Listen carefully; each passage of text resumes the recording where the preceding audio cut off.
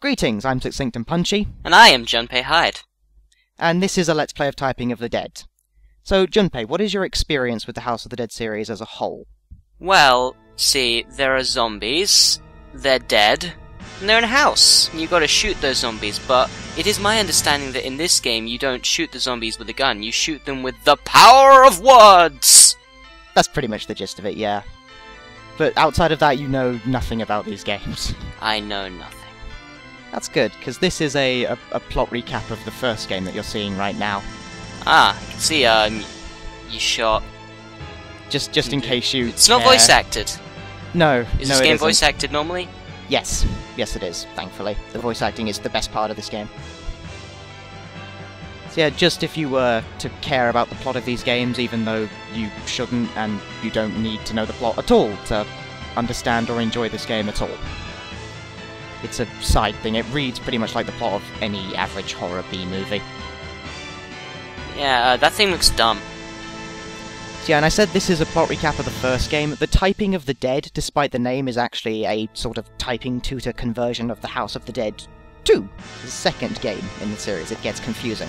Oh, Even more okay. confusing when the fact that there is actually a Typing of the Dead 2 that's based on the House of the Dead 3.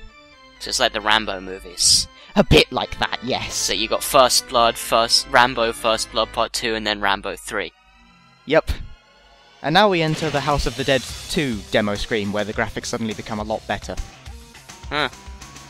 That smoke isn't raising my confidence for these supposedly better graphics. I know. I promise you if any particle effects come out funny, that's not the recording. The game just looks like that. I suspected, because when was House of the Dead 2 released? Because I assume they didn't do any touch-ups for the graphics for this. No, and I have no idea. You see they're wearing Dreamcasts on their backs and keyboards. Oh, so this is a Dreamcast game?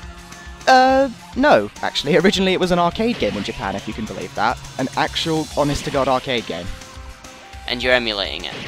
Like, No. Was there a PC version released? It went arcade to Dreamcast to PC, but for some reason it was always... the Dreamcasts were always appeared on the characters. Even in the arcade version, I don't know why. Well, I guess it never appeared on any other console, so it was fine. Gold Man! True. Is he made of gold? No. Oh. I'll keep that in mind. I love this little segment. I don't know what the point of it is, I just think it's really goofy and funny. I think that is the point of it then. Right, so now the game actually begins, and we have a menu screen. Glorious. There's arcade and original mode, and a whole bunch of extra stuff we'll get to, and network. If you can believe it, this game does have online multiplayer. Okay. So what's totally arcade does. and original? What's the difference? Arcade is the arcade version of the game, and original is the console version of the game with some extra content and a few extra mechanics. Like this! The coins! You clear the stage with certain criteria, you get coins, they unlock things. Because I'm excellent, I have all of them already. I'm playing on original mode because arcade mode is just missing certain content, and I figure I might as well go for original to show it all off. Alright. So I'll begin with the first chapter, a prelude. We're meeting G over there. What?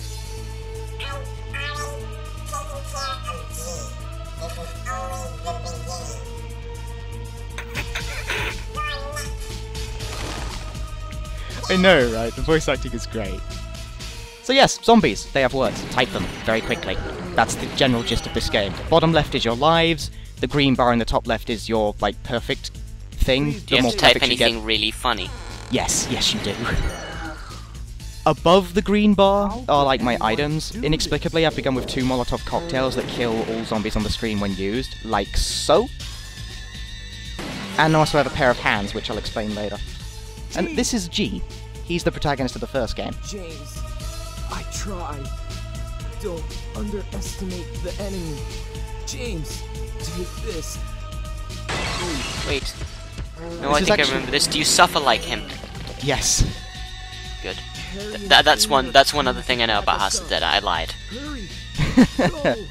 Thanks, G. This is the only mainline House of the Dead game in which G is not a playable character. You killed him with a cat noise. My God. My god. My God. I love that so much.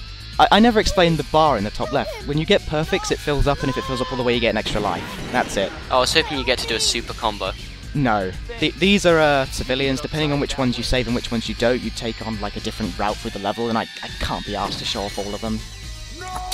There's minimal change in the gameplay. So I'm sod it. disappointed, Punchy. Thank you for rescuing me. Nah, not worth it. That guy didn't look very fussed that he was almost killed by a zombie. I love how the voice acting of the civilians changes from line to line, like the voice actor.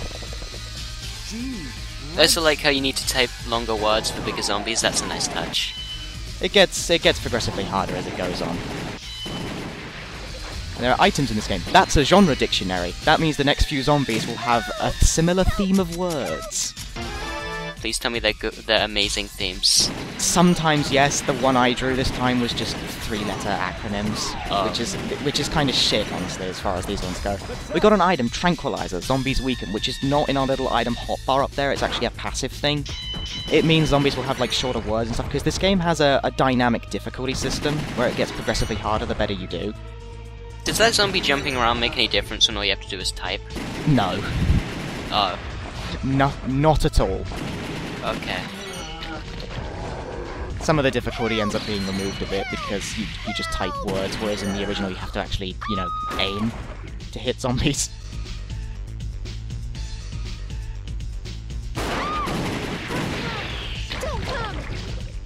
You have to be progressively meaner to these zombies. That's the only civilian that gives a life in that first level, I think.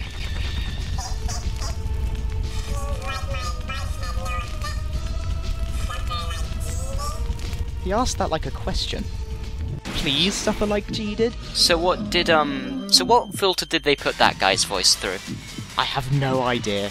Because it sounds like something that comes with a computer that a small child would use to see the effect to sound clever. I used the sulfuric acid on that just to show them what it does. It like instantly destroys one phase, one like text box, and it works on bosses as well. Are you sure you want to get married to that thing, Punchy? Apparently the bat has a drinking problem as well. Oh, apparently. The first boss is not very interesting, but they get progressively sillier gimmicks as the game goes along. If you can believe that. No, I can believe that. This seems relatively straight-laced. I mean, it's just a dude in a suit of armor with no head and an axe. That's pretty standard. I like the fact he's named Carl. It's a bizarrely mundane name. Named Carl? He's named Carl. That's amazing. Right, and this is where I choose to show off the golden hands. It tints the screen yellow, and basically any time I type anything, it counts as a correct character, so I can just bash my palm against the keyboard and it'll count as typing perfectly. So can you just type the word sex repeatedly? Yes. I don't know why I've begun with that. James! Amy! Harry! Thank God you're alright. What the hell's going on in this city? Don't know, but it's very similar to the 1998 Syrian case. That case? James, go and prevent the confusion in the city. Okay. Let's meet at Sunset Bridge. We're counting on you, James. No more fooling around. I feel like this game was voice acted and written by people who do not speak English. Like, at all. Not even as a second language. Not even a third. Yeah, I got a life bonus even though I didn't beat my high score. So that concludes this video. Thank you for watching, and goodbye! Goodbye.